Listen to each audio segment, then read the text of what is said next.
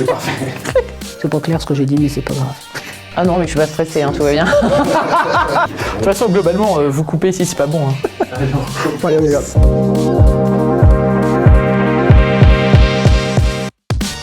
Alors, il y a eu 2 femmes qui ont eu énormément d'influence dans ma vie. La première, c'est ma grand-mère, parce qu'elle m'a appris autant à cuisiner qu'à prendre des décisions en fonction de mes desiderata. Elle m'a appris à être libre. Et Simone Veil, qui pour moi reste autant sur le plan de sa vie personnelle que sur son engagement politique, une grande femme de la société française qui a su mettre toute son énergie au service de son pays.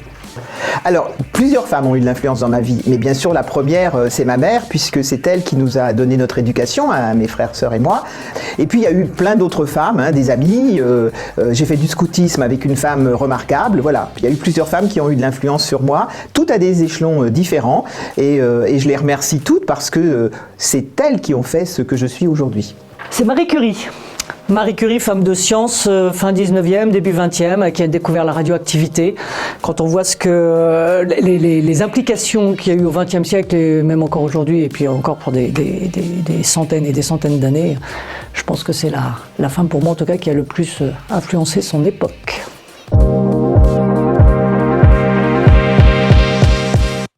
C'est dommage qu'on ait à en parler, parce que ça veut dire qu'il y a un problème, que c'est pas une évidence.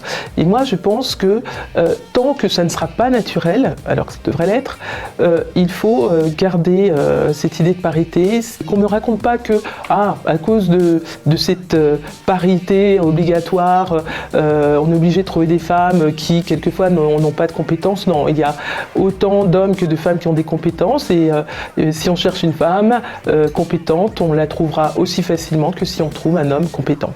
Alors je pense qu'elle est indispensable, c'est même grâce à elle, moi, que je suis arrivée en politique, parce que je pense que les femmes, elles apportent un regard un petit peu différent de celui des hommes, qui est complémentaire avec celui des hommes, peut-être plus pragmatique, et surtout les femmes, elles cherchent à avoir le pouvoir pour les gens, et pas le pouvoir sur les gens.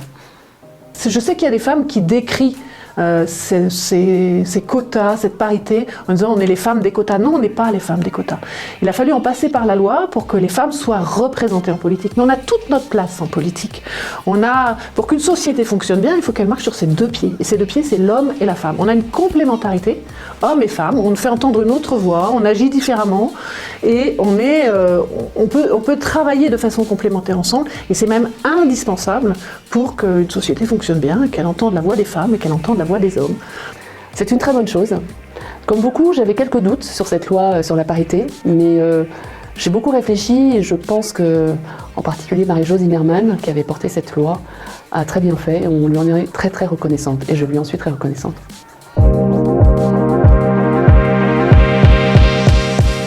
Parce que partout dans le monde, il est encore nécessaire de défendre les droits des femmes.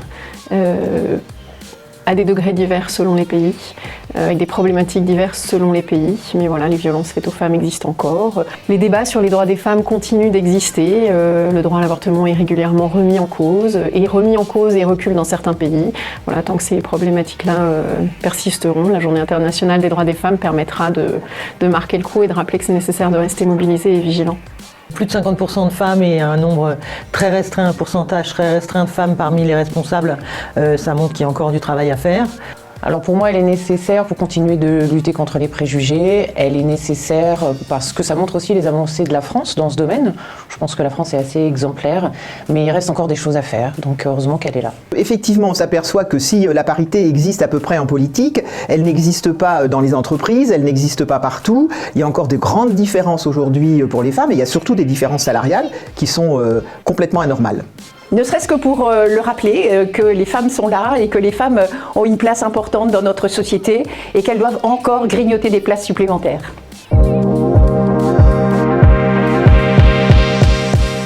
Il y en a beaucoup. Concernant les femmes, on va dire le droit de vote, 1946, moins d'un siècle, c'est court. Je pense bien sûr aux femmes en politique, et c'est Édith Cresson, Premier ministre. À l'époque, j'étais en première, c'était en fait sur mon année de première, fin de première et terminale, et je me rappelle surtout le comportement des garçons en classe, qui ont passé tout le mandat d'Édith Cresson à la dénigrer, et en disant que c'était un scandale qu'une femme en France soit Premier ministre. Ça m'a profondément marqué, et je pense que cet événement politique a été fondateur de ma motivation pour m'engager. on va dire 44, je n'étais pas née, mais le droit de vote, et puis 75, le droit de l'avortement. Il y a eu aussi en 1965 l'acquisition pour les femmes du droit de posséder un compte en banque sans l'autorisation de leur mari. Alors il y en a deux. Le mur de Berlin, la chute du mur de Berlin, bon, et puis aussi le Brexit plus récemment. Justement, cet enfermement, ce repli sur soi des Britanniques qui m'a beaucoup étonnée et même peinée, puisque j'ai un attachement particulier pour la Grande-Bretagne. Donc ça, ce sont des choses qui m'ont marquée. Et on voit aujourd'hui que le monde n'a sûrement pas besoin de se replier sur lui-même.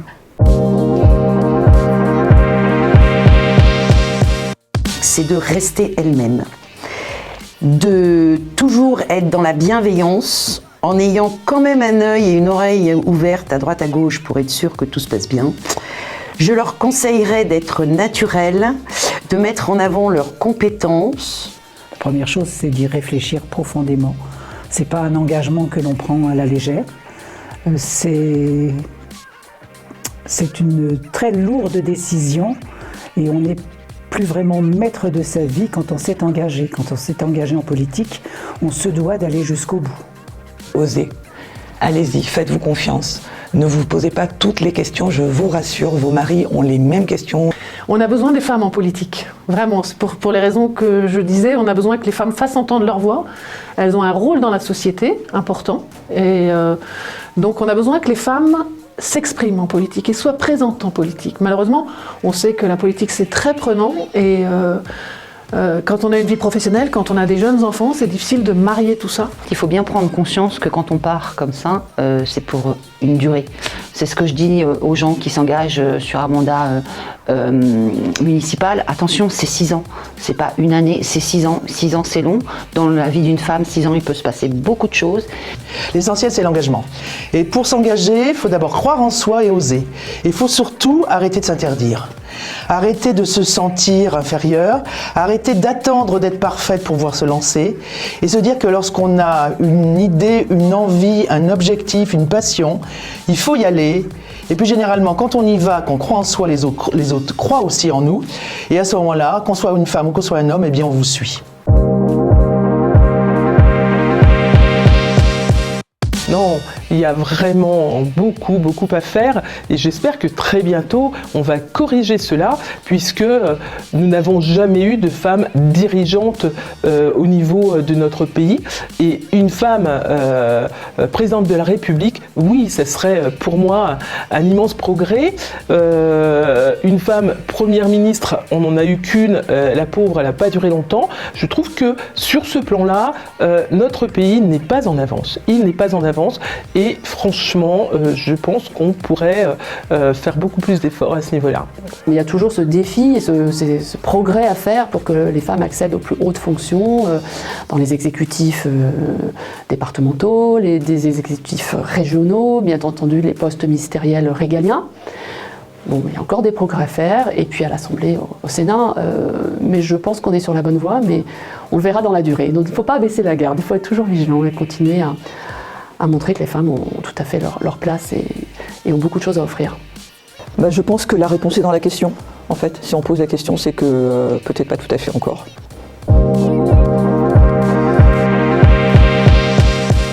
Que les femmes soient rémunérées au même titre que les hommes et on voit effectivement qu'il y a d'énormes inégalités salariales. Alors il y a une réalité biologique qui fait que les femmes, elles enfantent et elles ont ce congé de maternité, donc permettre justement par toutes les politiques publiques, que ce soit la politique familiale, la politique de congé maternité, paternité, de faire que cette maternité ne soit pas un obstacle à la progression et au salaire mérité des femmes.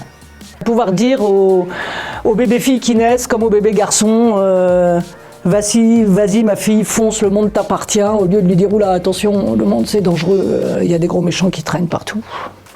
Donc l'éducation, du respect de l'autre et zéro intransigeance pour tous les agresseurs. Tout repose sur l'éducation. Il faut que les filles puissent choisir leur orientation sans arrière-pensée, en étant sûres d'elles. Et ensuite, tout repose aussi sur l'organisation du travail. Il faut faire en sorte que les femmes n'aient pas sans cesse à culpabiliser, à choisir entre la vie personnelle, la vie professionnelle.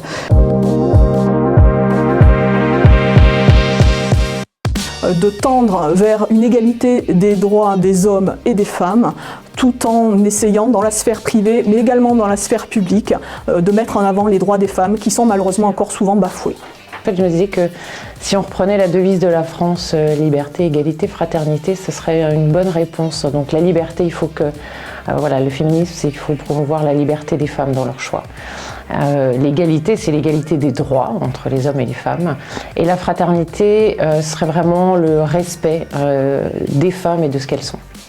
Pour moi, le féminisme, c'est l'égalité totale entre les hommes et les femmes. Ce n'est pas l'écriture inclusive, ce n'est pas modifier la grammaire française qui a prévu un petit peu le neutre, et tout n'est pas masculin ou féminin. Et moi d'ailleurs, je préfère qu'on m'appelle Madame le maire, parce que c'est une fonction, et c'est pas une question de féminin ou de masculin. Eh bien, c'est une définition qui ne va pas plaire, qui est pas politiquement correcte. Je crois qu'on va trop loin dans le féminisme aujourd'hui. Alors qu'on se batte, et comme se sont battues beaucoup de femmes avant nous, et bien entendu Simone Veil m'apparaît comme une figure emblématique. Il y a eu beaucoup de femmes qui se sont battues pour que justement il y ait une forme d'égalité. Aujourd'hui, on est en train de sombrer, quoi. On est en train de sombrer complètement à vouloir qu'il n'y ait plus les hommes, qu'il n'y ait plus... Enfin, le féminisme, c'est pas les femmes sans les hommes. C'est pas ça pour moi. J'encourage les femmes qui raisonnent un peu comme ça. Je les encourage à lire un livre de Robert Merle qui s'appelle Les hommes protégés. Je souhaite qu'on n'en arrive jamais là parce que c'est dramatique. Voilà. Je pense qu'il faut... on a tous notre place, les hommes comme les femmes.